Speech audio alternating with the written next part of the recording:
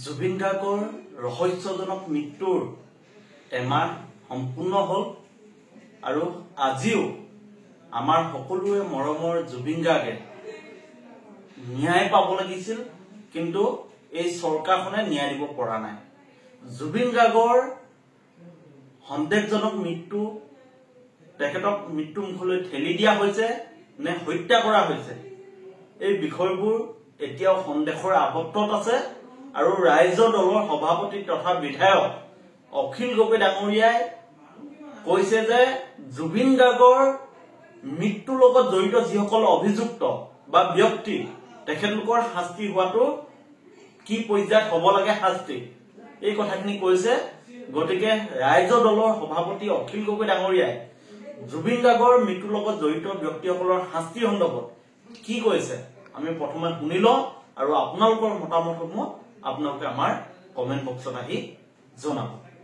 ন্যায় মানে কি লাগে? ন্যায় মানে কি?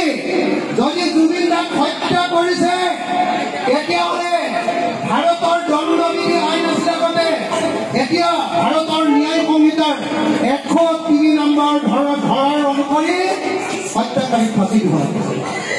ফাঁচি দিব লাগিব নে নাই? লাগিব নে নাই? লাগিব, একদম।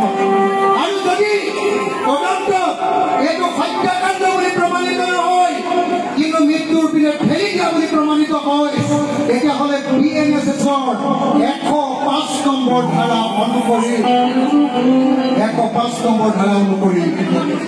যিসকলে মৃত্যুৰ কাৰণে আগবঢ়াই দিলে তেওঁলোকক যাৱজ্জীৱন কাৰাদণ্ড দিব লাগিব, যাতে কোনোদিন তেওঁলোক আৰু বাহিৰলৈ ওলাই আহি মুকলি আকাশখন কোনোদিন চাব নোৱাৰে।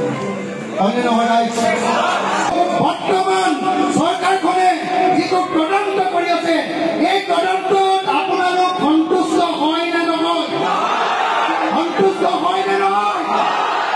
অসমৰ মানুহ জুবিন দা, আমাৰ প্ৰাণৰ শিল্পীজনৰ মৃত্যু যিটো হৈছে, হত্যাকাণ্ড যিটো হৈছে, তাৰ যি বিচাৰ চলি আছে, তাৰ যি তদন্ত চলি আছে, এই তদন্তক লৈ মুঠেও সন্তুষ্ট নহয়। আৰু সেইকাৰণে চৰকাৰক ইয়াৰ পৰা সকীয়াই দিছো, স্পষ্ট আকাৰে সকীয়াই দিছো, হিমন্ত বিশ্ব শৰ্মা ডাঙৰীয়াক সকীয়াই দিছো, পলিটিক্স নকৰিব বন্ধু।